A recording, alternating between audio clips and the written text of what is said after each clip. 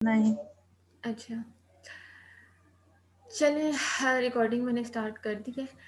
Okay, तो क्या है कि ये डोमेन मॉडल हाजिरा क्लियर हुआ कि इसमें क्या है सिंपल। इस कोर्स में जो ट्रिक है ना, इसमें आपने ट्रिक याद ये रखनी है कि आपको जो भी सिनेरियो दिया जाएगा ना, आपने देखना है कि लेट्स सपोज कि आपको बोला जाए कि ये आपने यूज केस ड्रॉ करना है, तो आपको पता होना चाहिए कि यूज केस में 3 इंपॉर्टेंट चीजें क्या हैं, सिस्टम है, यूज केस है और एक्टर्स हैं। आपको बोला जाए डोमेन मॉडल बनाए, तो आपको पता है डोमेन मॉडल में हमारे पास क्या क्या आ जाता है, कॉन्सेप्ट आ जाता है, एट्रीब्यूट्स आ जाते हैं और एसोसिएशंस आ जाती हैं। तो अगर इस तरह से आप चीज़ें माइंड में रखोगे ना, तो आपके लिए ये बिल्कुल भी मुश्किल नहीं है। और एक दफ़ा अगर आपने इसको समझ लिया ना, तो बाद में आपके लिए बिल्कुल भी मुश्किल नहीं होगा और आपको कोई भी सिनेरियो दिया जाएगा, आप उसको ड्रॉ कर लोगे इजीली।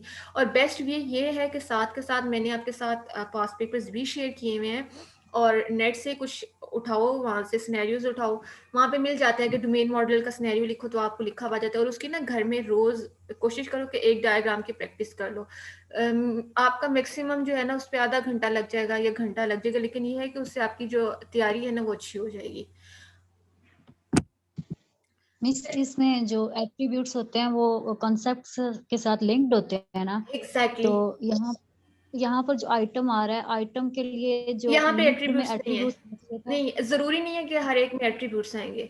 अब यहाँ पे एट्रीब्यूट आप डाल भी सकते हो, लेकिन इसने नहीं डाला हुआ। चलिए आप बताएं आइटम का एट्रीब्यूट क्या होगा। Good question. आप जरा खुद से इसको किया करो, कोशिश किया करो, खुद से भी थोड़ा बहुत एक्सप्लेन करो ताकि आपकी चीजें ना माइंड में बैठे। बताएं आइटम में क्या होगा। अब हमें ये पता है कि ये सिनेरियो पता है क्या है कि एक स्टोर है, उसमें हमारे पास डिफरेंट आइटम्स हैं, ठीक है। तो ये स्टोर की क्लास बन गई और ये आइटम है। अब मुझे ये बताओ आइटम्स में क्या आ सकता है।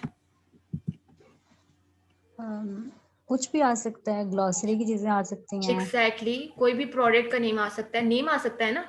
अब देखो, इसको बेस्ट वे पता क्या है एट्रीब्यूट्स को याद रखने का।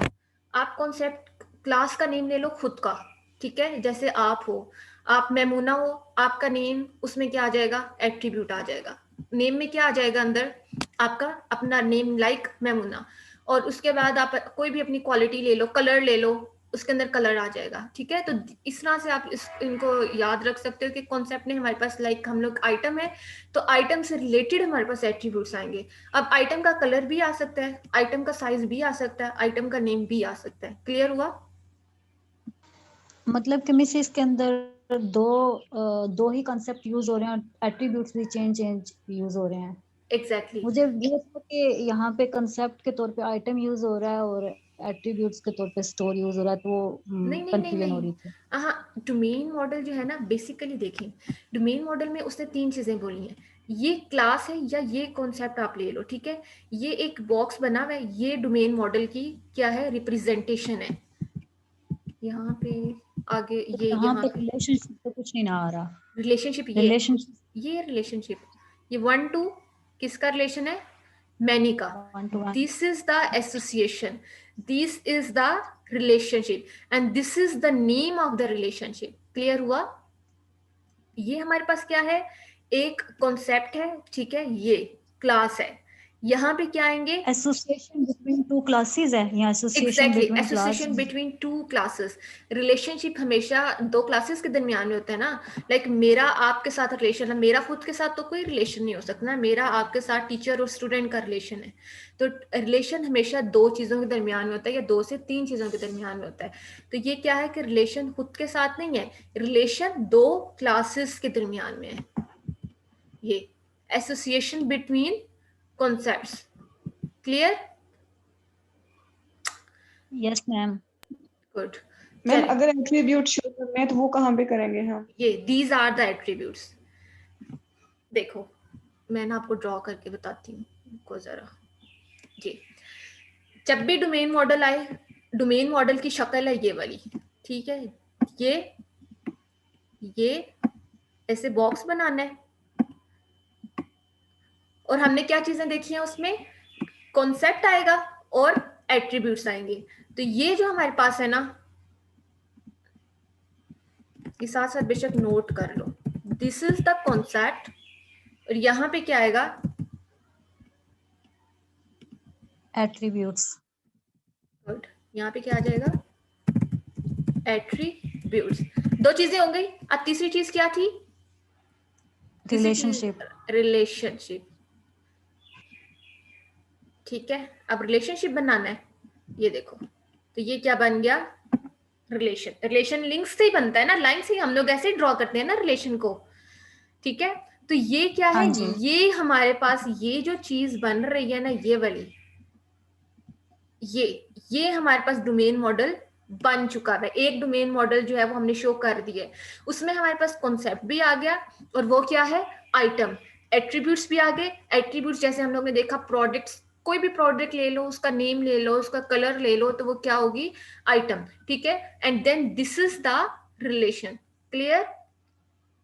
अब समझ आया है? फिर यहाँ पे एक कॉन्सेप्ट बनेगा, मतलब यहाँ पे एक क्लास बनेगी, फिर उसको अगर आपने फर्दर अटैच करना है तो फिर उसकी नेक्स्ट एक क्लास बन जाएगी, फिर फर्दर जिस तरह का आपको सिनेरियो दिया जाएगा वैसे ही आपने डोमेन मॉडल ड्रॉ करना है। यहाँ पे बेसिकली जो डोमेन मॉडल था वो ये डोमेन मॉडल, यहाँ से हमें ये समझ आ रहा है कि वो कह रहे हैं एक स्टोर है, उस स्टोर में डिफरेंट आइटम्स जो है वो हमारे पास उनका स्टॉक लगा हुआ है।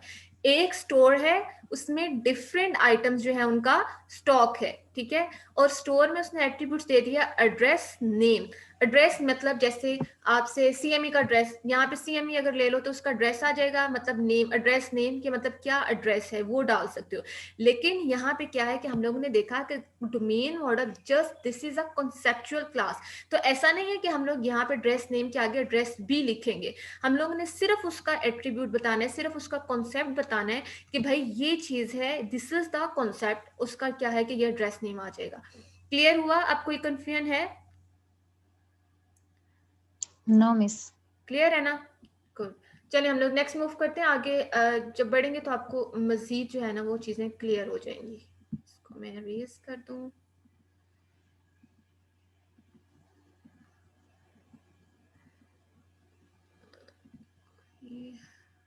मेरा, अच्छा जी,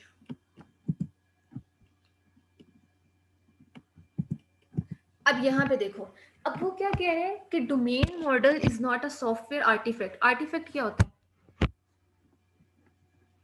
क्या है आर्टिफैक्ट?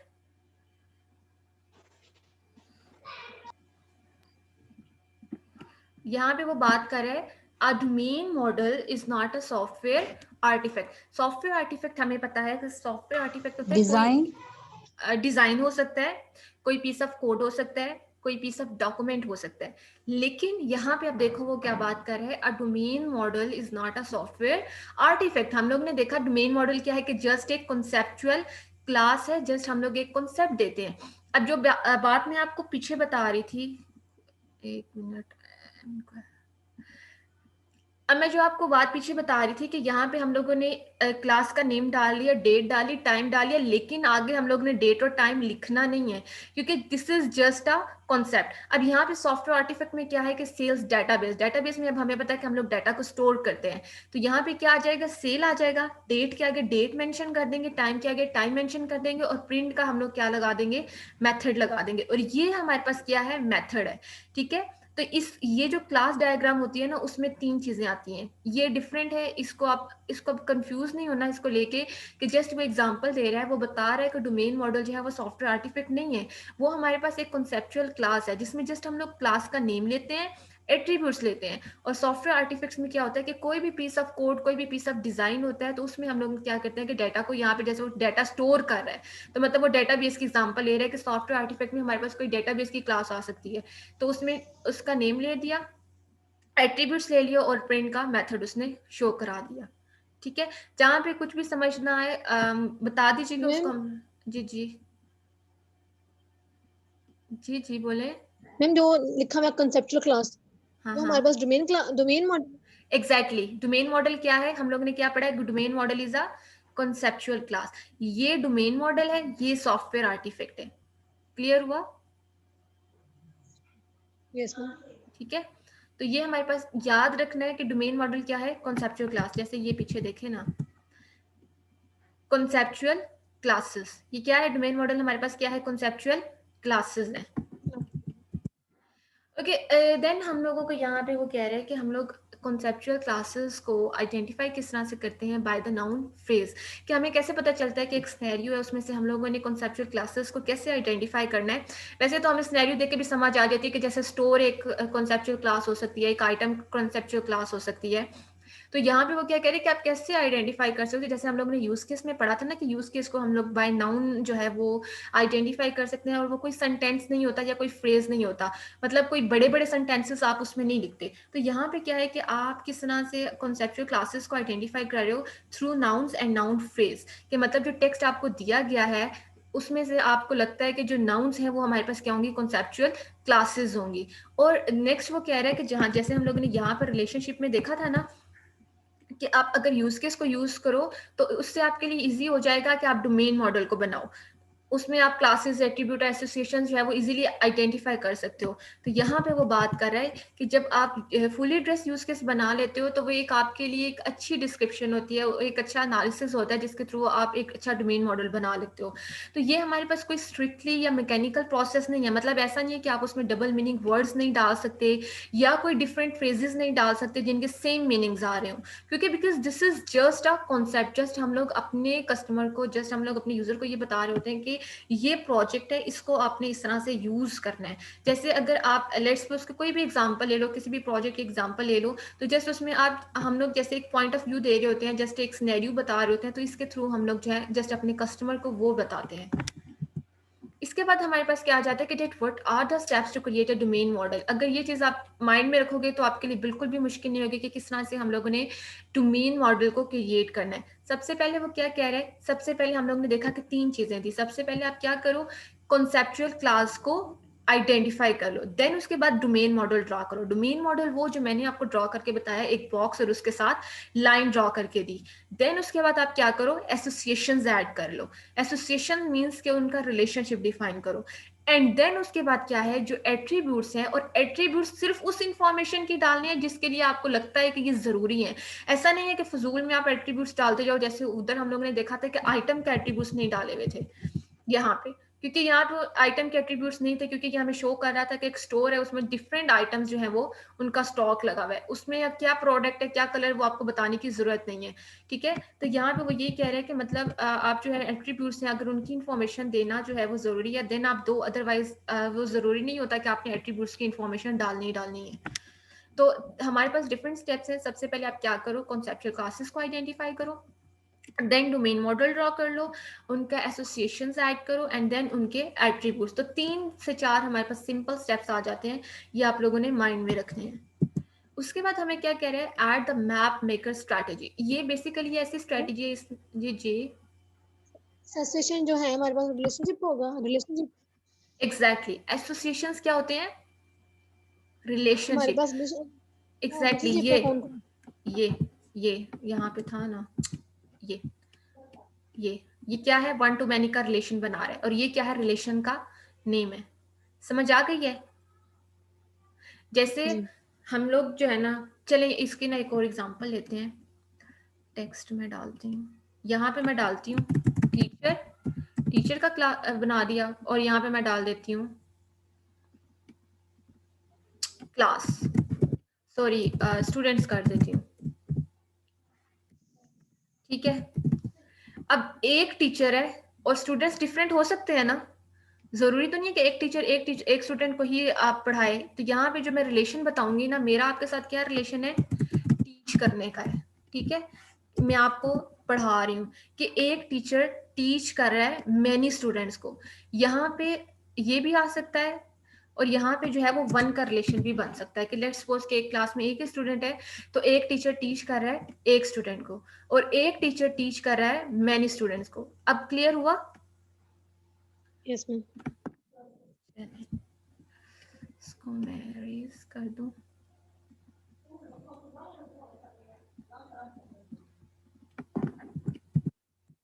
ओके, नेक्स्ट यहाँ पे हम लोग ने स्टेप्स देख लिए। अब यहाँ पे वो क्या कह रहा है कि मैप मेकर स्ट्रेटेजी बेसिकली क्या थी, कि वो कहते हैं कि कोई भी एक्स्ट्रा चीजें मत डालो। ऐसा नहीं है कि आपको जो चीज मतलब लग रही है कि जो क्लास का नेम है वही क्लास का नेम रहे, और उसे एट्रीब्यूट्स नहीं बनाना और एट्रीब्यूट्स को अपने क्लासेस का नेम नहीं बनाना। सम टाइम हम लोग ऐसी गलती करते हैं, ठीक है। तो वो क्या कह रहा है कि आपने जो चीज़ें आपको दी हुई हैं, मतलब जो आपको सिनेरियो में चीज़ें दी हुई हैं, आपने सिर्फ वही नेम्स यूज़ करने हैं, खुद से कुछ भी नहीं डालना, ठीक है। और इरेलीवेंट फीचर्स नहीं डालने आप लोगों ने, और वो चीज़ें नहीं डालनी जो आपको एक सिनेरियो में दी हुई नहीं है। सम टाइम ऐसा होता है ना कि हमें पेपर में हमें सवाल नहीं आता, हम लोग खुद से जवाब कुछ भी लिखे जा रहे होते हैं। तो आपने ऐसा नहीं करना, आपको जो सिनेरियो दिया गया है आपने उसी में से ही चीज़ें फाइंड आउट करके उनका ही डोमेन मॉडल, उन्हीं में से क्लासेस आइडेंटिफाई करनी है, उन्हीं में से ही एट्रीब्यूट्स आइडेंटिफाई करने हैं, ठीक है। आपने खुद से उसमें कुछ भी एक्स्ट्रा थिंग जो है वो ऐड नहीं करनी। दो क्लासेस में एट्रीब्यूट्स सेम आ सकते हैं? दो एट्रीब्यूट्स से, हाँ डिपेंड करता है, वो आपके सिनेरियो पे डिपेंड करता है। और एट्रीब्यूट्स ना समटाइम्स सिनेरियो में दिए हुए होते हैं, एट्रीब्यूट्स भी आप खुद से नहीं डालते। एट्रीब्यूट्स आपको क्लासेस, आपको एसोसिएशन, मतलब जो है वो एसोसिएशन आप खुद से ड्रॉ करते हैं, मतलब आप खुद से बताते हो कि क्या इसका हो जाता है, हो सकता है। लेकिन जो एट्रीब्यूट्स और जो क्लासेस के नेम होते हैं ना, ये आपको दिए हुए होते हैं, ठीक है। अब हम लोग वन बाय वन देखते हैं कि ये एसोसिएशंस क्या होते हैं, एट्रीब्यूट्स क्या होते हैं और कॉन्सेप्ट्स क्या होते हैं। अब ये वन बाय वन है, इस चीज़ को एक्सप्लेन करेगा। अब देखते हैं कि एसोसिएशन क्या है, ठीक है। एसोसिएशन बेसिकली क्या है कि इसमें हम लोग, ये क्या होता है कि रिलेशन होता है, इसमें हम लोग किसके थ्रू इसको रिलेशन को आइडेंटिफाई कर रहे होते हैं, थ्रू लाइन। ये जो चीज़ है ना, ये हमारे पास क्या है, ये लिंक कर रही है एक को दूसरे के साथ, एक क्लास को दूसरी क्लास के साथ लिंक कर रही है। तो ये जो लिंक बना हुआ है ना, ये बेसिकली क्या है, ये क्या आइडेंटिफाई कर रहा है कि ये क्या है, रिलेशन। जैसे एक वीडियो स्टोर है, this is the concept, this is the name of the class and this is the name of the class. अब ये परेशान नहीं होना कि यहाँ पे डोमेन मॉडल में हमने पीछे देखा कि कॉन्सेप्ट से नीचे एट्रीब्यूट से, यहाँ पे ऐसा कुछ भी नहीं है। यहाँ पे वो बेसिकली समझा किसका कॉन्सेप्ट रहा है, एसोसिएशन का रहा है। तो मतलब इस चीज का कॉन्सेप्ट समझा रहा है। इसलिए जैसे उसने दो क्लासेस को एज अ एग्जाम्पल लिया कि एक वीडियो स्टोर है, उसमें स्टॉक है मैनी वीडियोस, मतलब डिफरेंट सीडीज पड़ी हुई है।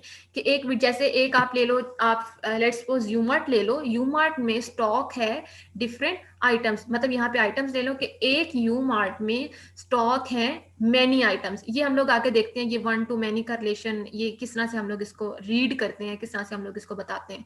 तो basically this is the name of the association.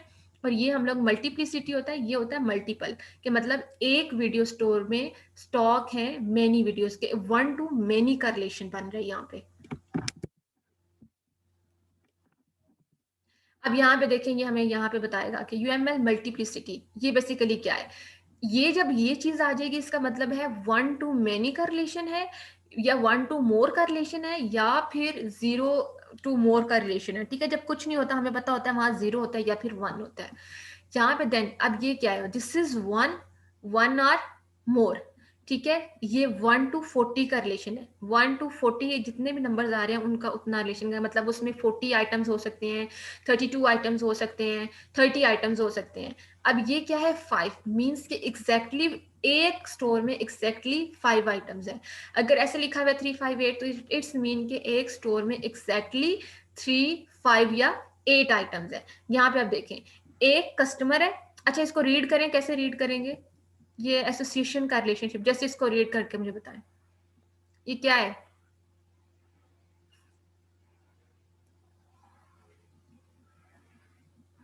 बोले, बताएं मुझे, ये क्या समझ आ रहा है।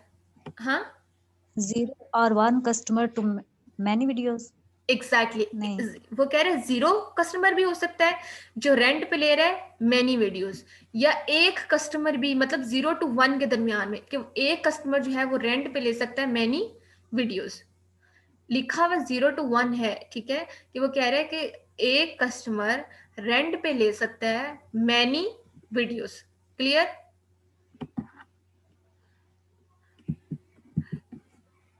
तो ये हमारे पास क्या है कि ये हमें रिलेशनशिप डिफाइन कर रहे हैं कि एक कस्टमर का कितने, मतलब कितनी वीडियोस दे सकते हैं। अच्छा, अब यहाँ पे इसको जरा रीड करके मुझे बताओ। यहाँ पे हम लिखते हैं 1 नहीं 40, और यहाँ पे मैनी है। अब मुझे बताओ ये क्या लिखा हुआ है, इसको रीड करो जरा। ये 40 लिखा हुआ है। 40 कस्टमर्स ज्यादा वीडियो ले सकते हैं रेंट पे। मैनी, 42 मैनी का रिलेशन है, ठीक है, जस्ट आपको ये समझा रही हूँ, 42 मैनी का रिलेशन है, एग्जैक्टली 42 मैनी का रिलेशन है, ठीक है।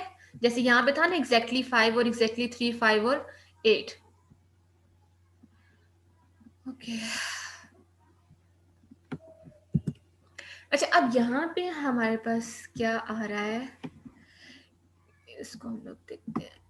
अच्छा, अब गाइडलाइंस दे रहा है, guidelines for what, guidelines for the associations दे रहा है कि हमें बता रहा है कि क्या गाइडलाइंस हैं जो हमें माइंड में रखनी चाहिए। वो कह रहा है कि या तो मतलब एसोसिएशन जब भी आपने ऐड करने हैं ना, तो वो वर्थफुल हो, मतलब वर्थफुल मीन्स के खुद से नाम नहीं डाल देना, खुद से यहाँ पे कुछ भी नहीं लिखना, जिसकी सेंस बनती है आपने सिर्फ वही नेम यहाँ पे लिखना है। अगर आपको लगता है कि यहाँ पे जरूरत नहीं है रेंट लिखने की तो आप मत लिखो, अगर आपको लगता है कि इसकी सेंस बनती है तो आप लिख दो, ठीक है। अब यहाँ पे क्या है कि एक कस्टमर है, अच्छा इसको रीड करो, ये कितने क्या रिलेशन बन रहा है, एक customer, One customer rents one to many video. Customer influenced by one loan अच्छा policy. ये बन रहा है एक कस्टमर एक वीडियो भी रेंट पे ले सकता है, एक कस्टमर और मैनी वीडियो भी रेंट पे ले सकता है। समझ आइए, इसका कहने का मतलब ये है कि एक कस्टमर जो है वो रेंट पे ले सकता है एक वीडियो को भी, या फिर एक कस्टमर, मतलब एक कस्टमर जरूरी तो नहीं है एक ही वीडियो रेंट पे ले, वो तो 2-4 भी ले सकता है ना, तो एक कस्टमर रेंट पे ले सकता है मैनी वीडियोस, ठीक है। तो ये चीज कह रहे हैं कि ये चीज नीड टू रिमेम्बर है, मतलब ये वर्थ रखती है, इसकी समझ आती है, तो आप ये इसको आइडेंटिफाई कर सकते हो। अब यहाँ पे वो क्या कह रहा है कि एक कस्टमर है वो इन्फ्लुएंस्ड बाय लोन पॉलिसी, तो इसको एक्सप्लेन करने की इतनी इसकी वर्थ नहीं है, इसकी नीड नहीं है, इन्फ्लुएंस्ड बाय आप लिखो तो जरूरी नहीं है कि आप ये लिखो, आप इसको स्किप भी कर सकते हो, ठीक है। तो यहाँ पे वो जो रिलेशन बना रहे हैं वो 0 to 1 का है, कि मतलब 0 customer influenced by loan policy. तो ये चीज हमें क्या बताती है, एसोसिएशन में वो क्या कह रहा है कि आपने ये चीज माइंड में रखनी है कि आपकी जो लगता है जिस चीज की सेंस बन रही है सिर्फ उसी को ही इंक्लूड करना है, जिसकी सेंस नहीं बन रही उसको इंक्लूड नहीं करना, ठीक है। अब यहाँ पे वो बता रहे हैं एट्रीब्यूट्स क्या होते हैं, एट्रीब्यूट्स अब यहाँ पे हम लोग देखेंगे कि एट्रीब्यूट्स क्या होते हैं। अब यहाँ पे कह रहे हैं कि एट्रीब्यूट्स बेसिकली क्या होते हैं कि हमारे पास प्रिमिटिव टाइप्स होती हैं, कनेक्शन जो अदर कॉन्सेप्ट्स के साथ है उसको हम लोग किसके थ्रू रिप्रेजेंट करते हैं, एसोसिएशन के थ्रू, नॉट एट्रीब्यूट्स। एट्रीब्यूट्स हमें रिलेशनशिप नहीं बताते, हमें रिलेशनशिप एसोसिएशंस बताती हैं। तो ये जो चीज है ये इसने मेंशन भी किया हुआ है, this is attributes, this is the name of the class payment. अब पेमेंट में हमें पता है कि पेमेंट से रिलेटेड हम लोग ने एट्रीब्यूट्स लिखने हैं, तो उसमें डेट आ सकती है कि किस डेट को पेमेंट थी, किस टाइम को, और अमाउंट आ सकता है मनी। तो दीज आर द एट्रीब्यूट्स। तो ये चीज जो है वो हमारी क्या होगी, सेकंड ब्लॉक में हमारे पास क्या आ जाएंगे, एट्रीब्यूट्स आ जाएंगे। अब यहाँ पे वो कह रहे हैं कि हम लोग कॉमन मिस्टेक, जैसे मैंने आपको पहले बताया ना कि सम टाइम ऐसा होता है कि हम लोग क्लासेस को एट्रीब्यूट्स और एट्रीब्यूट्स को क्लासेस बना देते हैं, तब हमें वो बता रहा है कि क्या कॉमन मिस्टेक है कि हम लोग क्लासेस को एज एट्रीब्यूट्स लिख रहे होते हैं। तो वो क्या कह रहे हैं कि आपने हमेशा याद रखना है कि ऐसा नहीं है कि आप क्लासेस को एट्रीब्यूट्स लिख दो और एट्रीब्यूट्स को क्लासेस लिख दो, ठीक है। तो जो हमारे पास कॉन्सेप्चुअल जो हमारे पास आएंगी क्लासेस, वो हमेशा से हमारे पास क्या होगी, कॉन्सेप्चुअल क्लास होगी। और एग्जाम्पल हमें वो दे रहा है कि स्टोर जो है वो कोई एट्रीब्यूट नहीं है सेल का। अब देखिए सेल जो है एट्रीब्यूट है ना, तो स्टोर को हम लोग, सेल को अगर हम लोग क्लास बना देंगे और स्टोर का एट्रीब्यूट बना देंगे तो ये चीज गलत हो जाएगी। और डेस्टिनेशन जो है वो एट्रीब्यूट नहीं है फ्लाइट का।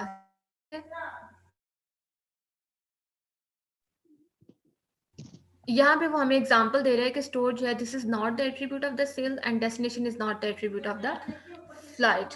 तो ये हमें जो है वो एग्जांपल दे रहे हैं। ओके नेक्स्ट हमारे पास क्या आ जाते हैं, स्पेसिफिकेशंस और डिस्क्रिप्शन। जी जी मैम 15 मिनट की ब्रेक दे दें हमें, तो नमाज पढ़नी है तो फिर 15 मिनट बाद दोबारा से क्लास ले लेंगे। चलें ठीक है, सही है, यस मैम, ठीक हो गया। थैंक यू इसको सो फिर हम मच। लोग यहाँ से कंटिन्यू करते हैं। ओके आप पढ़ो नमाज, यस मैम। फिर हम लोग नेक्स्ट इसको स्टार्ट करें।